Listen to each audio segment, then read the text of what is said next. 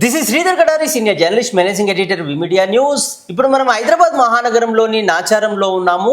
ఈరోజు మనము Safala organics private limited CEO doctor Paidi Ellareddy గారిని కలవబోతున్నాము. తెలంగాణ రాష్ట్రంలోని కామారెడ్డిలోని ఒక వ్యవసాయ కుటుంబంలో పుట్టి కష్టపడి చదువుకొని అమ్మ నుంచి నాన్న నుంచి గురువుల నుంచి స్ఫూర్తి తీసుకొని తను అనేక ఉద్యోగాలు చేసి పరిశ్రమ పెట్టాలి, చాలామందికి ఉపాధి ఇవ్వాలి, సంపద సృష్టించాలి, సేవా కార్యక్రమాలు చేయాలని ఒక లక్ష్యంతో సఫల ఆర్గానిక్స్ ప్రైవేట్ లిమిటెడ్ ఏర్పాటు చేసి వందలాది మందికి ఉపాధి ఇస్తూ కోట్లాది వ్యాపారం చేస్తూ ఒక ప్రపంచ స్థాయి దిగ్గజ సంస్థగా సఫల ఆర్గానిక్స్ మార్చారు. సఫల organics private limited సిఇఓగా doctor Paidi Yellareddy గారు సాధించిన విజయాలు ఏంటి, వాటి గొప్పతనం ఏంటి, ప్రత్యేకత ఏంటి అనేది ఇప్పుడు ఆయన మాటల్లో విందాం.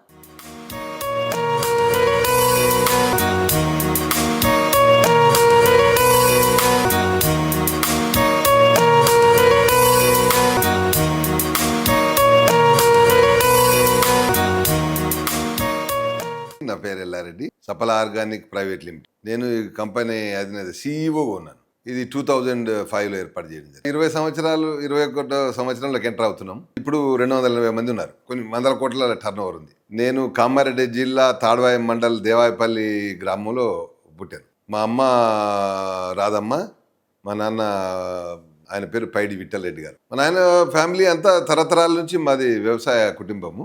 మా అన్నదమ్ములు కూడా ఇప్పుడు అక్కడే ఉన్నారు, వాళ్ళు కూడా వ్యవసాయం చేస్తుంటారు. యాక్చువల్గా మా అమ్మ చిన్నప్పటి నుంచి మేము 5 బ్రదర్స్, చిన్నప్పటి నుంచి మమ్మల్ని పెంచి పెద్దగా చేయడానికి చాలా కష్టపడింది. ఆమె కష్టపడడానికి ఇన్స్పిరేషను.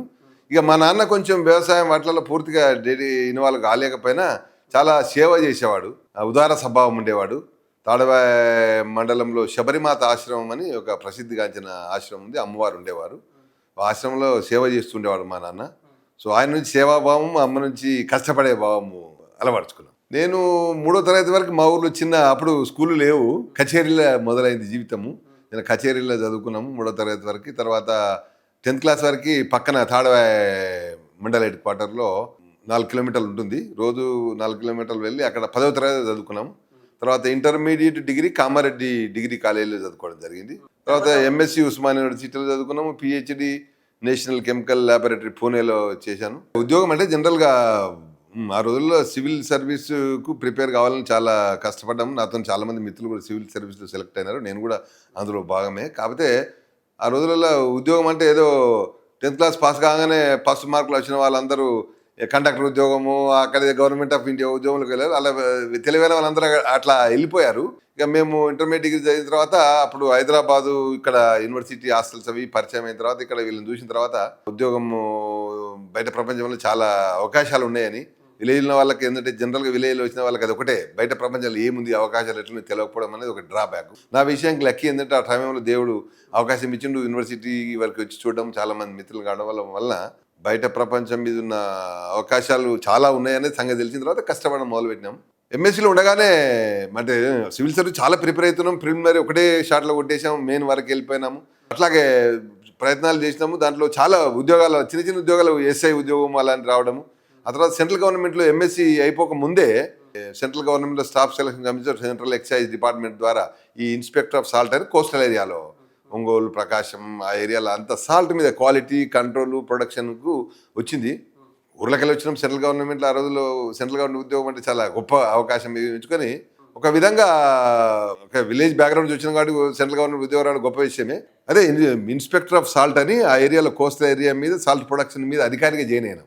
అది ఒకటే సంవత్సరం. ఎందుకంటే ఒక విధంగా జాయిన్ చేసి వాళ్ళు జాయిన్ కావడం, ఉద్యోగం రావడం మంచిదే, కానీ దాని నుంచి చాలా కోల్పోయినాం. అప్పుడు సివిల్ సర్వీస్లో చాలా టాప్లో ప్రిపేర్ అయ్యే పరిస్థితిలో ఉండే, బట్ అక్కడ వెళ్ళే ఒకళ్ళు ఏమైందంటే చదువు దెబ్బతింది. తర్వాత దానికి మెయిన్ ఇంటర్వ్యూస్ వరకు ప్రిపేర్ కాలేకపోయినాము, దాంతో అవకాశం కోల్పోయినాము. తర్వాత దానికి ఉద్యోగానికి రిజైన్ చేసేసి దాన్ని మళ్ళీ పిహెచ్డీ జాయిన్ అయినాం. చాలామంది విలేజ్లో వచ్చిన వాళ్ళు అందరూ ఏమంటారంటే, మన విలేజ్ వాతావరణంలో ఆ రోజులు చిన్న ఉద్యోగం, టీచర్ ఉద్యోగం రావడమే కష్టమైన పని. అలాంటి సెంట్రల్ గవర్నమెంట్ ఉద్యోగం వదిలి కూడా చాలామంది ఏదో విచిత్రంగా చూశారు నన్ను. బట్ ఒక ధైర్యం చేశాము, ఎందుకంటే చదువులో మనకి ఇంకా అవకాశం ఉంది. కెమిస్ట్రీలో అప్పటికే నేను మంచి ప్రావీణ్యత సంపాదించాము. నాకు గవర్నమెంట్ ఆఫ్ ఇండియా ద్వారా టాప్ 5%లో మెడల్ ఇవ్వడం జరిగింది. సిఎస్ఐఆర్ ఎగ్జామ్లో, నేషనల్ ఎగ్జామ్లో టాపర్స్లో ఇవ్వడం జరిగింది. దాని ద్వారా ఫెలోషిప్ కూడా ఇవ్వడం జరిగింది. ఉద్యోగంకి ఈక్వలెంట్గా జీతం కూడా ఇచ్చారు. జీతం ఇస్తూ పిహెచ్డి చేయడం జరిగింది. అది సిఎస్ఆర్ ఫెలోషిప్. మొదట్లో ఇక్కడ ఐఐసిటిలో జాయిన్ అయినాము. ఒక 2 years ఇక్కడ చేసిన తర్వాత జూనియర్ రీసెర్చ్ ఫెలో ఇక్కడ చేసిన తర్వాత సీనియర్ రీసెర్చ్ ఫెలోగా నేషనల్ కెమికల్ ల్యాబొరేటరీ పూణేకి పోవడం జరిగింది. అక్కడ కంప్లీట్ చేశాను. 93 ఎండింగ్లో పిహెచ్డి అయిపోయింది. పిహెచ్డి అయిపోకముందే జపాన్ నుంచి గవర్నమెంట్ నుంచి అట్లా ఇన్విటేషన్ రావడం జరిగింది. అక్కడ రీసెర్చ్ సైంటిస్ట్గా వాళ్ళు ఒక సంవత్సరం కొరకు రమ్మని చెప్పి ఇన్విటేషన్ ఇవ్వడం జరిగింది. కాకపోతే నా మటుకు నేను అప్పుడు నాతోని పిహెచ్డి చేసిన వాళ్ళు చాలామంది అమెరికా, యూరోప్ అలాంటి కంట్రీలకు వెళ్ళడం ఆచారం. బట్ జపాన్ చాలా తక్కువ. నాకు ఎందుకు అనుకోని పరిస్థితులు వచ్చింది. అక్కడ ప్రొఫెసర్ ఇన్వైట్ చేయడము, దాంతో సరే ఒక సంవత్సరం వెళ్ళి చూద్దామనే ఉద్దేశం మీద అక్కడికి వెళ్ళడం జరిగింది. సో దేవుడు ఏదో విధంగా తథాస్తు అన్నట్టున్నాడు. అది విచిత్రమైన విషయం ఏంటంటే చాలామంది అమావాస్య రోజు వెళ్ళొద్దు అనే సెంటిమెంట్స్ ఉంటాయి. బట్ నేను 1995 January 26 అమావాస్య రోజు జపాన్ పోవడం జరిగింది. అయితే మా వాళ్ళందరూ ఏంటిది అంటే అక్కడ జపాన్ టికెట్ బుక్ చేసినారు, జపాన్ గవర్నమెంట్ పంపించింది. ఇంకా మనం అమావాస్య పుణ్యం అని చూసుకుంటే కుదరదు కదా. ఏం చేయాలంటే మా అందరూ అరే అమావాస్య రోజు వెళ్తున్నాం అంటే మా నాన్న ఏమన్నా అంటే మంచి శుభకార్యం చేయడానికి సమయం ఇలాంటివి ఏమి ఉండవు. అమావాస్య ఒక విధంగా చాలా గొప్ప దినము కాబట్టి వెళ్ళిపోవాలని చెప్పాడు. మా నాన్న ఆశీర్వాదం అనుకుంటాను. ఆయన అమావాస్య రోజు వెళ్ళాను. బట్ దిగ్విజయంగా నాతో చాలా మంది జపాన్ రావడం జరిగింది. ఆ రోజులలో ఎవ్వరు జపాన్లో 1 సంవత్సరం 2 సంవత్సరాల కంటే ఎక్కువ ఉండలేకపోయినారు. బట్ నేను అనుకోకుండా అటు వెళ్ళినాను. దాని తర్వాత యూనివర్సిటీలో రీసెర్చ్ సైంటిస్ట్గా పనిచేశాను. నగోయా ఇన్స్టిట్యూట్ ఆఫ్ టెక్నాలజీ అని జపాన్లో one of the Toyota companies ఉండే నగోయా సిటీలో ఉండే నగోయా ఇన్స్టిట్యూట్ ఆఫ్ టెక్నాలజీ అని దాంట్లో పోదాగా పనిచేసి దాని తర్వాత టొయోటా కంపెనీ ప్రాజెక్ట్స్ చాలా ఉండేటి. నేను ఆ రోజులలో టొయోటా కంపెనీస్ ప్రాజెక్టులు చేస్తుంటే వాళ్ళు రావడం, ఇన్వైట్ చేయడం, మా కంపెనీలో ఉద్యోగం తీసుకోమని అడగడం జరిగింది. నేను ఏదో యుఎస్ఏ పోదామనే సీరియస్ ప్రయత్నంలో ఉంటే వాళ్ళేమో చాలా రిక్వెస్ట్ చేశారు, ఇంకొక సంవత్సరం 2 సంవత్సరాలు పనిచేసిన తర్వాత వెళ్ళమని. అందరికీ నేను పనిచేసిన ప్రొఫెసర్ కూడా యుఎస్ఏ అయినా అల్టిమేట్గా ఏదో ఉద్యోగంలో జాయిన్ కావాలి, కంపెనీలో జాయిన్ కావాలి. దాని బదులు టొయోటా లాంటి ప్రెస్టీజియస్ కంపెనీలో నాలాంటి వాళ్ళకే ఉద్యోగం ఇయ్యరు. వాళ్ళు వచ్చి స్వయంగా నిన్ను యాక్సెప్ట్ అడుగుతున్నారు కాబట్టి జాయిన్ కావడం చాలా మంచిదని అడ్వైజ్ ఇవ్వడం జరిగింది. ఆయన కోరిక మేరకు, ఆయన ఆశీర్వాదం మేరకు టొయోటా కంపెనీలో 1996 April 1 రోజు టొయోటా కంపెనీలో సైంటిస్ట్గా జాయిన్ కావడం జరిగింది. 96 నుంచి 2017 వరకు అదే గ్రూప్ కంపెనీలో ఉన్నాను. ఆ తర్వాత చాలా మార్పులు వచ్చినాయి. నేను వెళ్ళిన తర్వాత 3 సంవత్సరాలు యూనివర్సిటీతో కొలాబరేషన్ ఉండే. 1999 నుంచి టొయోటా కంపెనీలో పెద్ద R&D సెంటర్ ఎస్టాబ్లిష్ చేయడం జరిగింది. అక్కడికి చాలా మంది మన ఇండియన్స్ ఇక్కడ హైదరాబాద్ ముఖ్యంగా కెమిస్ట్రీ వాళ్ళు చాలా మందిని ఇన్వైట్ చేశాను రీసెర్చ్ సైంటిస్ట్గా మనతో పనిచేయడానికి. చాలామంది వచ్చారు. బట్ అక్కడ ఫుడ్ కానీ లాంగ్వేజ్ ప్రాబ్లమ్స్ అక్కడ పరిస్థితుల వల్ల ఎక్కువ రోజులు ఉండకపోయారు. బట్ వాళ్ళ పరిస్థితి ప్రకారం కొంతమంది అమెరికా పంపించాము, కొంతమంది కెనడా పంపించినాం, కొంతమంది బ్యాక్ ఇండియాకి వచ్చారు. సో అట్లా రీసెర్చ్ సెంటర్ పెట్టాము. దానికి అనుగుణంగా పీపుల్ దొరకడం కష్టమైంది. ఇక్కడ నుంచి ఇన్వైట్ చేసినాము, ఉండలేకపోయినారు. దాంతో వాళ్ళు ఏం చేయాలంటే వీళ్ళని తీసుకొచ్చి ఇబ్బంది పెట్టడం ఎందుకు, ఇండియాలోనే కంపెనీ పెడదాం, పెట్టి అట్లీస్ట్ నడిపిద్దామని చెప్పి చేయడం. దానికి కూడా నాకు పూర్తి స్వేచ్ఛ ఇవ్వడం జరిగింది. దాంతో 2001లో ఇండియాకి టొయోటా కంపెనీ టీం ద్వారా వచ్చి ఆల్ ఇండియాలో సర్వే చేసిన తర్వాత రకరకాల ఐఐటీస్ అన్నిట్లో సర్వే చేసి చూసిన తర్వాత వాళ్ళు అన్ని విధాలు నచ్చినారు. సో ఫైనల్గా వాళ్ళు ఏం నిర్ణయం చేశారంటే ఓకే మీరు ఎక్కడైతే నిర్ణయం చేస్తారో అక్కడే పెడదామన్నారు. ఎట్లా పుట్టిన ప్లేస్ హైదరాబాద్ కాబట్టి ఇక్కడే నాకు ఉన్న సంబంధాలు, గవర్నమెంట్ సంబంధాలతో హైదరాబాద్లోనే పెడితే బాగుంటుందని నిర్ణయం చేసి ఐఐసిటి హైదరాబాద్లో నానో మెటీరియల్ ల్యాబొరేటరీని 2001లో పెద్ద లెవెల్లో గ్రాండ్గా ఇనాగ్రేట్ చేశాము. దీంతో జాయింట్గా అప్పుడు జీనోమ్ వ్యాలీలో చంద్రబాబు నాయుడు పీరియడ్లో జీనోమ్ వ్యాలీలో కూడా కొలాబరేటివ్ ల్యాబొరేటరీ పెట్టి ఫస్ట్ టైం జీనోమ్ వ్యాలీ ప్రత్యేకత గురించి ఏ టైప్ ఆఫ్ రీసెర్చ్ చేయబోతున్నారు, ఇంటర్నేషనల్ కొలాబరేషన్ ఎట్లా ఉండబోతుంది అనే విషయంలో నేనే అక్కడ ప్రజెంటేషన్ జరిగింది. అది ఒక ప్రెస్టీజియస్ విషయం. ఆ సందర్భంగా చాలా గవర్నమెంట్లో ఇన్వాల్వ్ అయ్యాను నేను. జపాన్ గవర్నమెంట్తో అప్పటి నుంచి టైఅప్ చేయడంలో చాలా రకాల ప్రయత్నాలు చేసాము. చాలామంది ఐఏఎస్ ఆఫీసర్లు పరిచయం ఉండేవాళ్ళు. ఈ జైకా ద్వారా ఈ ఔటర్ రింగ్ రోడ్కు జైకా వాళ్ళు ఫండింగ్ చేయడంలో దాంట్లో కూడా నేను పూర్తిగా వాళ్ళు సహకరించాను. వాళ్ళకి ఎందుకంటే ఆ రోజుల్లో జాపనీస్ లాంగ్వేజ్ మాట్లాడే వాళ్ళు మన ఏరియాలో ఉండేవాళ్ళు కాదు. సో నేను ఫ్లూయెంట్గా జాపనీస్ మాట్లాడేవాడిని, టొయోటాలో ఉన్నాను కాబట్టి జాపనీస్ వాళ్ళు కూడా జైకా వాళ్ళు ఇక్కడికి వచ్చినప్పుడు నాలాంటి వాళ్ళు ఇన్వాల్వ్ కావడం వల్ల వాళ్ళకు ఒక కాన్ఫిడెన్స్ బిల్డప్ అయింది. బట్ జైకా వాళ్ళు ఫండింగ్ చేసిన ORRకి ఫండింగ్ చేయడం జరిగింది. ఇప్పటికీ జైకా వాళ్ళే ఫండింగ్తోనే అది నడుస్తుంది. లేదు ఆ కంపెనీ తీసుకొచ్చేసి ఇక్కడ బ్రాంచ్ పెట్టాను. మెయిన్ హెడ్ ఆఫీస్ జపాన్లోనే ఉంటుంది. నేను జపాన్లో ఉండేవాడిని. ఇక్కడ సగం అక్కడ సగం అని చేసి ఇక్కడ రిక్రూట్ చేసి చాలామంది ఇక్కడ హైర్ చేసి ఐఐసిటీలో నానో మెటీరియల్ ల్యాబొరేటరీ చాలామంది సైంటిస్టులను, ఇప్పుడున్న సైంటిస్టులు చాలామంది కూడా టొయోటా కంపెనీ ఐసిన్ కాస్మోస్ అనే కంపెనీలో జాయిన్ అయిపోయి నా దగ్గర పనిచేసిన తర్వాత అందరూ ఐఐసిటీ సైంటిస్టులు కావడం జరిగింది. నేను ఐఐసిటీతో టైఅప్ చేసిన తర్వాత 2017 వరకే ఐఐసిటీతో కంటిన్యూ చేశాం. 2001 నుంచి 17 వరకు 16 years చేసి తర్వాత గవర్నమెంట్ ఆఫ్ ఇండియాతో టైప్ చేసి చాలా పేటెంట్స్ పబ్లికేషన్ చేశాము, చాలా పేటెంట్ చేశాము, కొత్త టెక్నాలజీ ఇంట్రడ్యూస్ చేశాము. ఇప్పటికీ భారతదేశంలో సోలార్ సెల్, కొత్త రకమైన సోలార్ సెల్ టెక్నాలజీ చేసి ఇంట్రడ్యూస్ చేసింది మనం అనేది ఈ సైంటిఫిక్ కమిటీలో అందరికీ తెలిసిన విషయమే. అయితే ఇప్పుడు టొయోటా కంపెనీకి వచ్చినప్పుడు మేము కొన్ని కొత్త మాలిక్యూల్స్, కొత్త రీసెర్చ్ చేయడానికి కొరకు అవుట్సోర్స్ చేసేవాళ్ళం అక్కడక్కడ కంపెనీస్లో. ఆ సందర్భంగా రెడ్డీస్ కానీ కొన్ని అక్కడ ఇక్కడ కొన్ని కంపెనీస్కి అవుట్సోర్స్ చేసి కొన్ని మాలిక్యూల్స్ రీసెర్చ్ చేయడానికి చేసేవాళ్ళం. అయితే ఏమిటంటే ఆ రోజులలో మనము జపాన్ నుంచి హ్యాండిల్ చేయడం కాబట్టి కంపెనీకి ఇచ్చేటప్పుడు చాలా స్మూత్గా పోతుంది. బట్ డెలివరీకి వచ్చేసరికి కొంచెం తటపటాయించేవాళ్ళు, కొన్ని ఇబ్బందులు ఉండే. యాజ్ ఇండియన్గా నాకు తెలుసు, మనము వేరే వాళ్ళ మీద డిపెండ్ అయ్యే బదులు మనమే ఒక ఆర్గనైజేషన్ పెట్టి, దాన్ని ఒక సైంటిఫిక్ ఆర్గనైజేషన్ పెట్టి దానికి టొయోటాకి సపోర్ట్ చేసే బాగుంటుందనే ఉద్దేశం మీదనే 2005లో ఈ సఫల ఆర్గానిక్ అనేది పెట్టడం జరిగింది. దాంట్లో చాలామంది సైంటిస్టులను రిక్రూట్ చేసి మొదట్లో ఈ టొయోటా కంపెనీకి సంబంధించిన మెటీరియల్స్, కీ టెక్నాలజీ డెవలప్మెంట్కు ఇది బేస్ లాగా వాడుకోవడం జరిగింది. ఆ సందర్భంలో పెట్టాము. ఒక విచిత్ర విషయం ఏంటంటే, ఒక కంపెనీలో పనిచేస్తూ నేనే కంపెనీ పెడతాను అని అంటే మనం ఊహించుకోలేము ఇండియన్ పరిస్థితుల్లో. బట్ టొయోటా వాళ్ళు నా మెంటాలిటీ తెలుసు, అన్ని సంవత్సరాలు పనిచేసిన కాబట్టి వాళ్ళు కూడా ఫ్రీడమ్ ఇచ్చారు, ఇన్వెస్టర్గా ఒప్పుకున్నారు. అఫ్కోర్స్ ఫ్యామిలీ మెంబర్స్, కొంతమంది మిత్రులు కలిసి సఫల 2005లో ఈ ల్యాండ్ ఇక్కడ కొనేసి జీరో, ఇక్కడ పెద్ద పెద్ద గుండ్లు ఉండేటి అన్నీ తీసేసి పూజ చేసి ఇక్కడ బిల్డింగ్ కట్టేసి మొదట్లో మొదట్లో 20 మందితో స్టార్ట్ చేసినాము. అప్పుడు 4 కోట్ల ఇన్వెస్ట్మెంట్ చేయడం జరిగింది. ఈరోజు అదే పరిస్థితి. ఇప్పుడు మారుతున్న కాలానికి అనుగుణంగా మారకపోతే మనిషికి పుట్టగాతలు ఉండవు, బతికి జీవనాధారం ఉండదు అన్నట్టుగా నేను కూడా మారుతున్న పరిస్థితులకు అనుగుణంగా సఫలను మారుస్తూ వచ్చాము. మొదట్లో టొయోటాకి సపోర్ట్ చేయడానికి మెటీరియల్ సైన్స్లో చేసినాము, చాలా సపోర్ట్ చేసినాము, వాళ్ళు కూడా చాలా సపోర్ట్ చేసినారు, నడిచింది. పరిస్థితులు మారిపోయినాయి. తర్వాత ఆ టెక్నాలజీ కంటే వేరే టెక్నాలజీకి పడింది. తర్వాత ఏం చేసినప్పుడు కొంచెం ఫార్మాలో ఎంటర్ అయినాం. నాకు అప్పటికే చాలా యూనివర్సిటీల్లో అనుబంధం ఉండేది. నేను కూడా ఆ తర్వాత ఇంకొకటి విచిత్రమైన విషయం మీకు చెప్పాల్సి ఉంది. నేను టొయోటాలో పనిచేస్తున్నప్పుడు ఈ సోలార్ సెల్ టెక్నాలజీ గురించి టోక్యో యూనివర్సిటీతో కొలాబరేషన్ ఉండేది. అయితే టోక్యో యూనివర్సిటీ వాళ్ళు చూసిన తర్వాత మనకున్న నాలెడ్జ్ దాంట్లో బాగా ఇంప్రెస్ అయ్యి టోక్యో యూనివర్సిటీ వాళ్ళు విజిటింగ్ ప్రొఫెసర్ పనిచేయమని అడగడం జరిగింది. అయితే అప్పుడు టొయోటాలో పనిచేస్తున్నాం కాబట్టి అంత ఈజీగా ఈ కంపెనీలో పనిచేసే వాళ్ళు టోక్యో మళ్ళీ పోతే రిటర్న్ రారని ఒక అభద్రత భావం ఉండేది. టొయోటా మా వాళ్ళు మొదట్లో ఒప్పుకోలే, కంపెనీలో పనిచేసినప్పుడు మళ్ళీ అటు వెళ్తే ఇటు రిటర్న్ రారు, వద్దు అని అన్నారు. బట్ మా కంపెనీ చైర్మన్ ఎవరైతే టొయోటా ఫ్యామిలీ మెంబర్ ఉండో ఆయన చూసిన తర్వాత మనలాంటి కంపెనీ వ్యక్తి టోక్యో యూనివర్సిటీలో ప్రొఫెసర్ కావడం అనేది మన కంపెనీకే ప్రెస్టీజియస్ కాబట్టి ఆయనకు పర్మిషన్ ఇవ్వడం తప్పేం లేదు. ఫుల్ టైం కాదు, మనం హాఫ్ టైం వేస్తున్నాము, చాలా సంతోషకరమైన విషయం అని చెప్పి టొయోటా కంపెనీ ఫ్యామిలీ ఆయన చైర్మన్ డిసిషన్ తీసుకొని పర్మిషన్ ఇచ్చాడు. ఇచ్చినప్పుడు టోక్యో యూనివర్సిటీలో విజిటింగ్ ప్రొఫెసర్ పనిచేస్తూ టొయోటా కంపెనీ గ్రూప్లో పనిచేయడం అనేది one of the rare opportunity.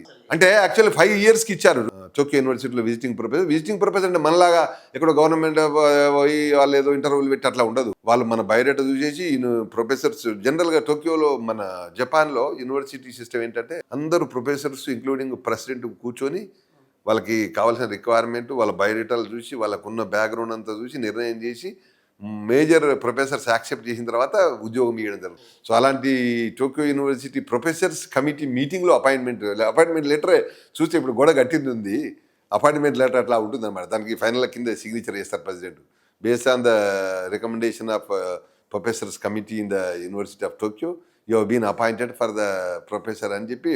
అంటే అది ఎన్ని సంవత్సరాలు కంటిన్యూ చేయొచ్చు. మొదట 5 సంవత్సరాలు అనుకున్నాము. బట్ నాకేంటంటే పరిస్థితి ఇటు ఇండియాలో చూడాలి, అటు జపాన్ టొయోటా కంపెనీలో చూడాలి, యూనివర్సిటీలో చూడడం అనేది కొంచెం ఇబ్బందికరంగా ఉండే. అప్పటికి అయినా టోక్యో యూనివర్సిటీ వాళ్ళు పూర్తిగా సహకరించినారు, చేసినాను.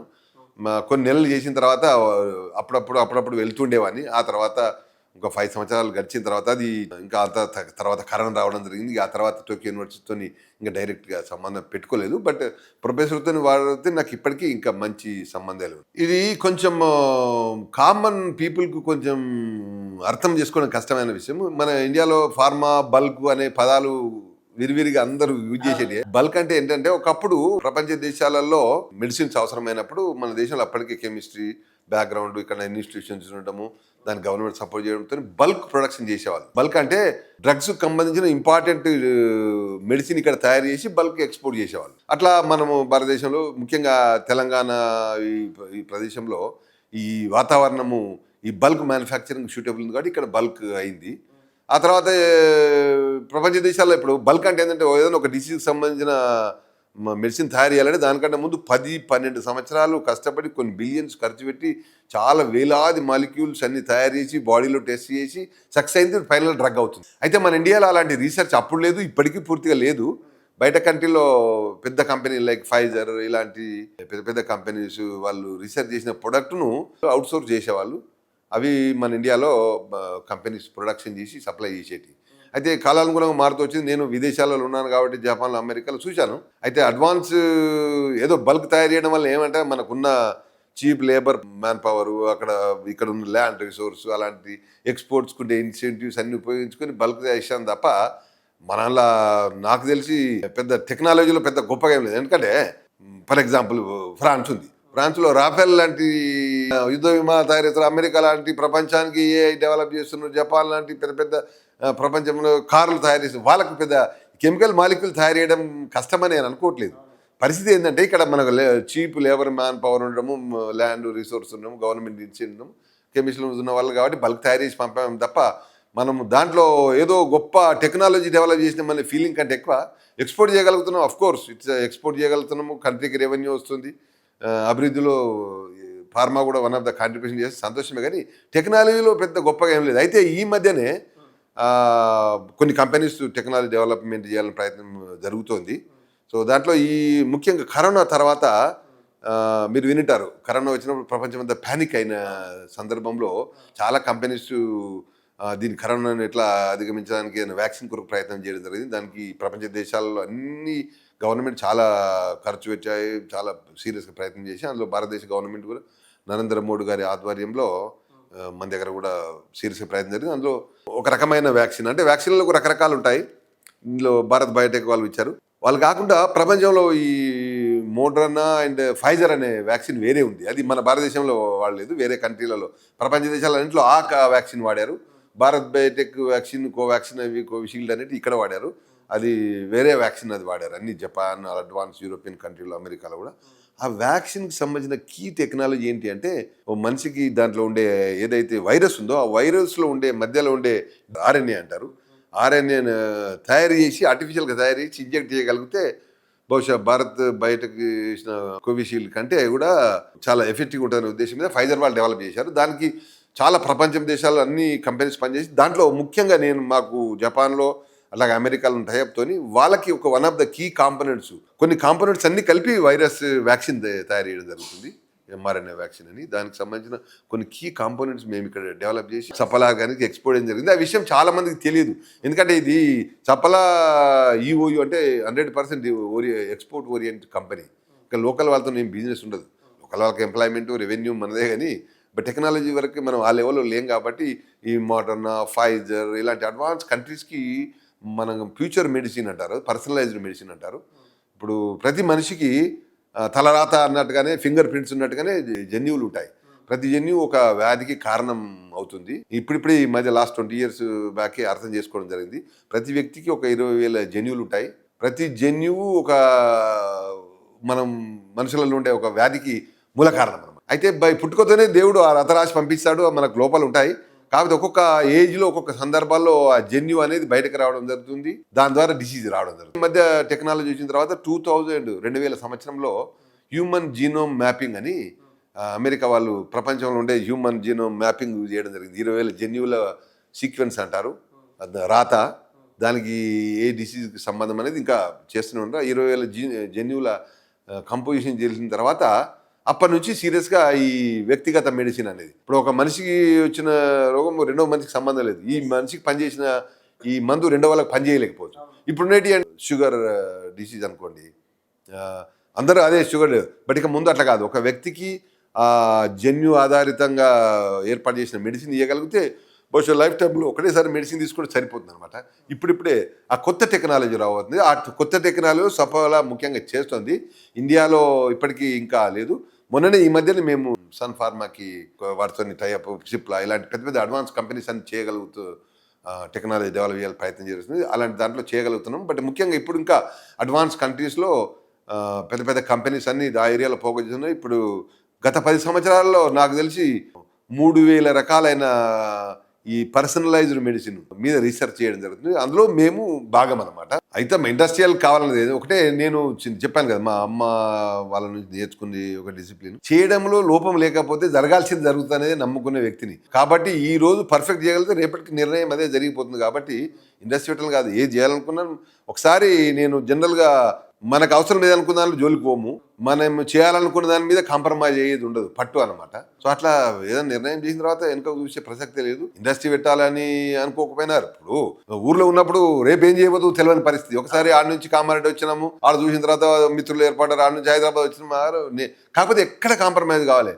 ఇప్పుడు మేము చదువుకునే రోజులలో యూనివర్సిటీలో అజ్ఞాతవాసంలో వెళ్ళినట్టుగా 4 సంవత్సరాలు బయట ప్రపంచానికి సంబంధం లేకుండా తిని చదివి పడుకోవడం, ఈ 3 తప్ప ఏం లేకుండా ఒక 4 సంవత్సరాలు చాలా కష్టపడి చదివాను. దాంతోనే ప్రూవ్ చేసుకున్నాం. దానివల్ల ఒక సెల్ఫ్ కాన్ఫిడెన్స్ బిల్డప్ అయింది. కాబట్టి ఇప్పటికీ అదే నేను చెప్పేది ఏంటంటే, ఎవరైనా సరే, నేనే కాదు ఎవరైనా సరే, చేయడంలో లోపం లేకుంటే, చేసే ప్రయత్నంలో లోపం లేకపోతే సక్సెస్ అనేది ఆటోమేటిక్గా, ఈ డబ్బులు సంపాదించడం ఇవన్నీ బై ప్రొడక్ట్స్. యాక్చువల్ చేయడంలో లోపం లేకపోతే తప్పకుండా వస్తుంది. ఇది భగవద్గీతలో భగవంతుడు చెప్పిన విషయం అది. కర్మ సిద్ధాంతం. కర్మం చేయడంలో లోపం లేకపోతే జరగాల్సిన అన్ని జరుగుతుంది. ఆశించవద్దు, రేపు జరగాల్సిన అదే వస్తుంది. అంతేగాని దాని కొరకనే చేస్తే రాదు, తర్వాత ఏదో చేస్తాం, తర్వాత డిసప్పాయింట్ అవుతాము, ముందుకు నడవలేము. అట్లా కాదు. నాకు జపాన్లో రెసిడెన్సీ ఉంది, జపాన్లో కంపెనీ ఉంది, ఎంప్లాయీస్ ఉన్నారు, అమెరికాలో కంపెనీ ఉంది, అమెరికా ఎంప్లాయీస్ ఉన్నారు. అన్ని వదిలిపెట్టి జపాన్లో ఉంటే హాయిగా బతకొచ్చు. అయినా ఇండియాకి వచ్చినాము ఎందుకంటే మనకు చిన్నప్పటి నుంచి తల్లిదండ్రులు నేర్పిందో, సమాజం నేర్పిందో, భారతదేశం యొక్క మూలాలు అనుకుంటాను, అవన్నీ వంటబట్టిన వాళ్ళం. కాబట్టి భూమికి వచ్చి సేవ చేద్దామనే బలమైన కోరిక ఉండి ఆ కోరిక నెరవేరింది.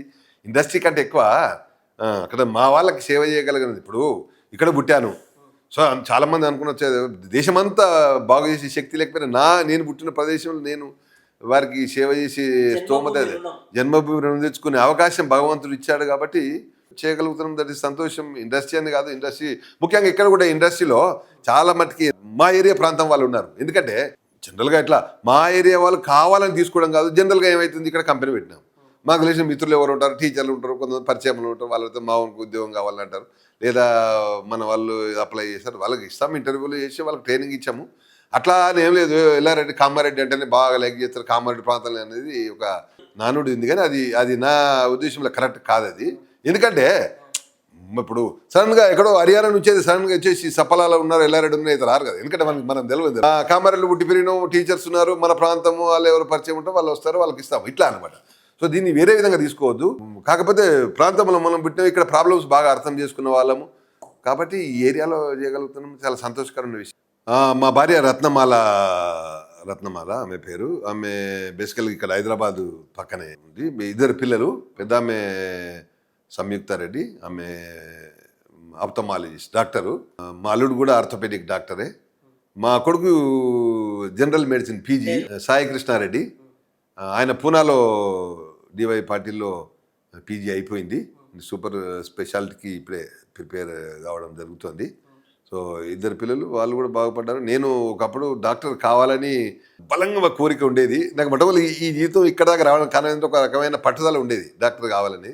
కొన్ని పరిస్థితుల వల్ల అక్కడ నాకు కుదరలేదు. బట్ మా పిల్లలు 2 డాక్టర్ కావడం అనేది అట్లీస్ట్ ఆ విధంగానే చాలా సంతోషకరమైన విషయం. మా విజయాలు మా తల్లికే. ఎందుకంటే నేను చాలా కష్టపడ్డది. ఎందుకంటే ఇప్పటికీ నా జ్ఞాపకం ఉంది, కళ్ళ ముందర ఫిలిం కదులుతున్నట్టుగా ఉంది. ఎందుకంటే ఆమె వ్యవసాయం, పెద్ద కుటుంబము, ఆమె ఇంత మెయింటైన్ చేయాలి. మాకు కామారెడ్డి డ్రై ఏరియా, కొంచెం వాటర్ తక్కువ, బావులు బోర్లు నడిపించేవాళ్ళు, పంటలు వండేది అట్లా. అప్పుడు చాలా కష్టపడ్డది ఆమె. తల్లిదండ్రులకి ఆమె కష్టపడ్డది. ఇప్పుడు దానికి ఎవిడెన్స్ ఏంటంటే, మేము 5 అన్నదమ్ములం. తర్వాత నేను జపాన్కి వెళ్ళి 2001లో వచ్చిన తర్వాత ఆమె అక్కడ ఏజ్ కూడా వచ్చింది ఆమెకు. ఇల్లు లేకపోతే ఇల్లు కట్టిన ఊర్లో మా బ్రదర్స్ ఉంటారు. బట్ ఆమెను హైదరాబాద్ తీసుకొచ్చాను. గత 25 సంవత్సరాలతో నాతోనే ఉంటుంది, మా ఇంట్లోనే. వ్యవసాయం అంటే అది ధర్మం అది.